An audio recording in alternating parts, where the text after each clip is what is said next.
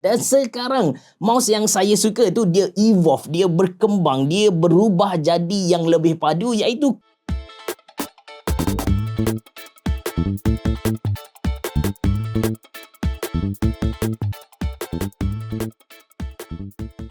Assalamualaikum warahmatullahi wabarakatuh. Antara mouse ringan terawal yang saya pernah guna adalah Cooler Master MM711 dan seriously saya suka gila dengan gaming mouse dari Cooler Master tu. Saiz dia kecil, sedap untuk dipegang, gliding dia smooth, lepas tu switch dia kalau kita tekan rasa tactile, dan yang paling penting sensor yang dia guna boleh kata flawless lah. Dan sekarang mouse yang saya suka tu dia evolve, dia berkembang, dia berubah jadi yang lebih padu, iaitu Cooler Master MM712 yang ada dekat depan saya. Mouse ni dia datang dengan dua variasi, anda boleh pilih warna putih ataupun warna hitam. Okey, jom kita unbox, kita tengok apa yang kita akan dapat kalau kita beli Cooler Master MM712. First kali of course dia punya mouse, kemudian di dalam ni dia bagi kepada kita satu extender USB-A ke USB-C. Lepas tu dia bagi kepada kita satu Ultra Width cable USB-C ke USB-A. Di dalam ni dah tak ada apa-apalah. Okey, jom kita tengok bentuk, design dan juga spesifikasi Cooler Master MM712 dengan lebih detail. Alright, ini dia kedua-dua mouse Cooler Master MM712,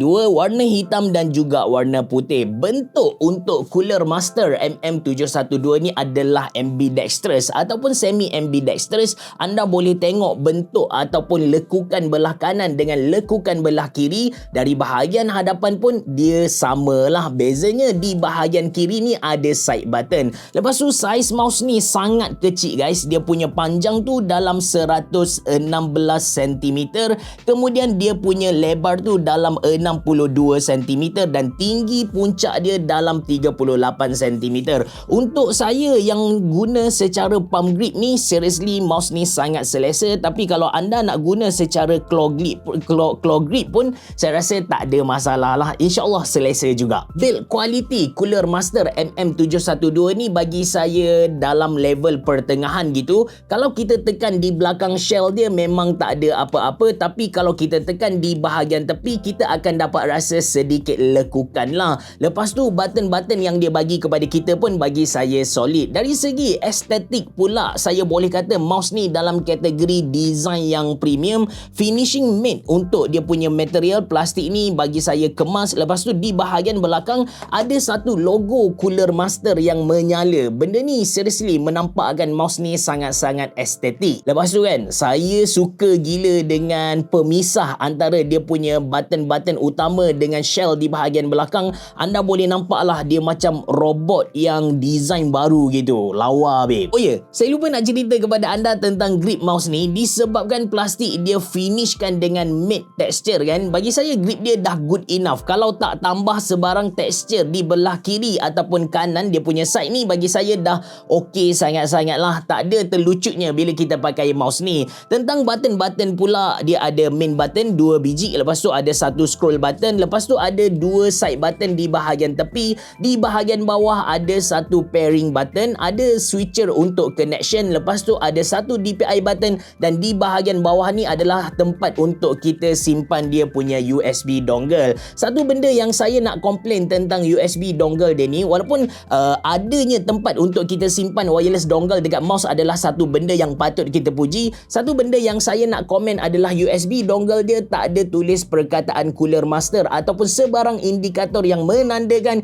ini adalah wireless dongle untuk Cooler Master MM711. Mungkin untuk sesetengah orang dia fikir macam habis cerah, benda kecil je nak perbesarkan kan. Tapi based on pengalaman saya guna banyak wireless peripheral dari yang harga RM10 sampai yang harga RM2,000 Malaysia, benda indikator dekat wireless dongle ni sangat-sangat penting supaya kita tak tertukar lah. Let's say kita hilangkan dongle ni, jangan risau, kita still boleh guna mouse ni dengan polling rate yang rendah dengan menggunakan connection Bluetooth 5.0. Yes, mouse ni kita boleh guna secara 3 connection. Kita boleh guna secara Bluetooth 5.0.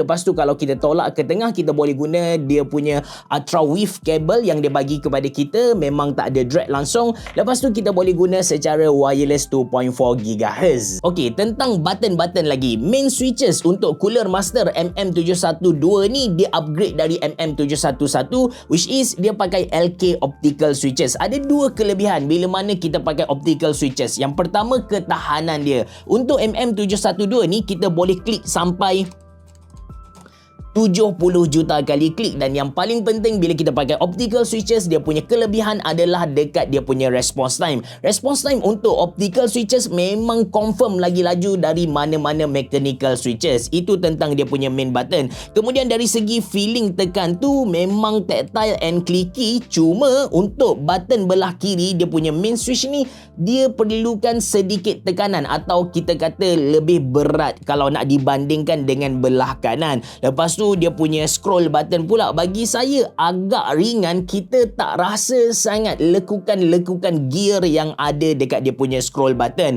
Dia punya side button pula sedap untuk kita tekan, tactile, dan dia punya pressure tu adalah sama untuk bahagian key, bahagian hadapan dan juga bahagian belakang. Tentang dia punya DPI button, DPI button dia ada dekat bawah seperti yang saya cerita kepada anda tadi. Actually saya lebih prefer Cooler Master letak DPI button ni di bahagian atas supaya senang untuk kita capai. Kita boleh tukar secara on the go. Bila mana dia berada dekat bahagian bawah ni, katakan kita tengah guna mouse, kita nak tukar dia punya DPI, tak pasal-pasal kita kena angkat dia, pusing ke belakang dan guna tangan kita satu lagi untuk tukar dia punya DPI. Tambah kerja kot. That's why kalau dia letak dekat atas ni bagi saya nice gila. Sebut tentang DPI ni, of course kita nak bincang tentang sensor yang digunakan dekat Cooler Master MM712.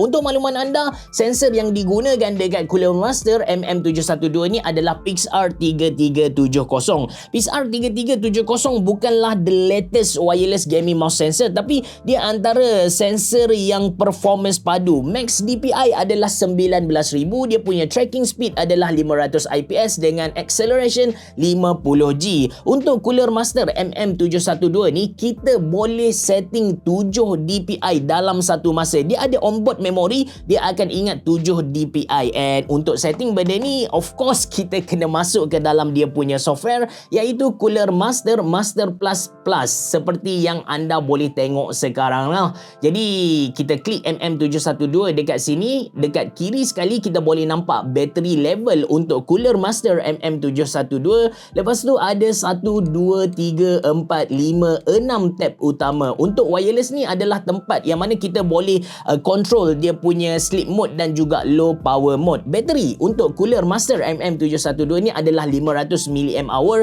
Kalau anda guna secara hardcore, bateri dia boleh bertahan dari 7 hingga 9 hari. Tapi kalau anda ni macam guna untuk office macam saya guna, dia punya bateri tahan lama babe. Boleh tahan sampai 20 hari. Seriously. Lepas tu untuk button pula, ini adalah tempat untuk kita remap button-button yang ada dekat mouse ni. Untuk performance, tempat kita nak setting DPI yang saya cerita kepada anda tadi. Minimum DPI yang paling rendah adalah 100, yang paling tinggi adalah 19,000. Ini yang kita kata betul-betul based on dia punya sensor. Tapi Cooler Master ada guna trick sikit, kita boleh upgrade dia punya DPI sampai 38,000. Lepas tu dekat bawah ni kita boleh adjust dia punya polling rate, ada angle snapping, ada lift off distance, ada OS sensitivity, dan kalau anda suka klik banyak-banyak dalam satu masa, anda pun boleh baiki double click speed, left right button response time. Dan kalau kita pergi ke tab lighting, di sinilah kita boleh baiki lampu yang ada dekat belakang dia punya shell ni, which is bagi saya tak perlu sangat lah kita nak main dengan benda alah ni, tak nampak sangat kepentingan dia. Makros untuk makros, dan ini adalah untuk profile. Jadi itu sahaja yang kita boleh setting dengan dia punya apps. Last sekali saya nak cerita tentang gliding Cooler Master MM712. Bahagian bawah ni dia pakai 95% PTFE MOSFET punya material, dan dia punya position MOSFET bagi saya sangat-sangat balance. Dia kita tekan dekat mana-mana pun dia tak ada macam terangkat begitulah. Dan gliding dia kalau kita guna di atas hard surface macam ni, seriously sangat smooth guys. Tak rasa ada drag langsung, tak rasa macam ada halangan langsung. Kalau kita guna di atas cloth mouse fit macam contoh Cooler Master MP51130 anniversary, pergerakan dia masih lagi lancar seperti yang saya sedang tunjuk kepada anda ni lah. Untuk kita gerakkan mouse ni dari kanan ke kiri ataupun kiri ke kanan, kita tak perlukan daya yang kuat sangat. Geseran yang berlaku antara permukaan Cooler Master MM511 dengan mouse fit yang ada di bawah Cooler Master MM712 ni sangat-sangat minima guys. And disebabkan berat dia yang ringan, benda ni menarik juga sebab Cooler Master MM711 ringan disebabkan honeycomb ataupun lubang-lubang yang ada dekat mouse tu. Untuk Cooler Master MM712, walaupun dia tak ada lubang, mouse ni still ringan, iaitu 58 gram saja. Gabungan antara dia punya 95% PTFE mouse fit dengan berat dia 58 gram tadi menjadikan mouse ni antara mouse yang mempunyai glide yang sangat-sangat bagus. Sebagai kesimpulan untuk Cooler Master MM712, bagi saya, kalau anda sedang cari satu wireless gaming mouse yang kecil, ringan, sedap untuk dipegang, dia punya build quality pun mantap, lepas tu switch dia response time laju dengan boleh tekan banyak gila 70 juta kali klik, dan yang paling penting sensor kita boleh kata flawless, saya sangat-sangat recommend anda untuk beli Cooler Master MM712. Ini antara wireless gaming mouse terbaik anda boleh beli bawah RM200 Malaysia. Kalau anda berminat untuk beli wireless gaming mouse terbaru dari Cooler Master ni, saya ada sediakan link dalam ruangan description box below. Add-on, saya sangat-sangat recommend anda untuk beli sekali dengan dia punya mousepad. Ini adalah mousepad utama saya, iaitu Cooler Master MP511. Terima kasih kerana menonton. Assalamualaikum warahmatullahi wabarakatuh. Beraboh. Jumpa lagi.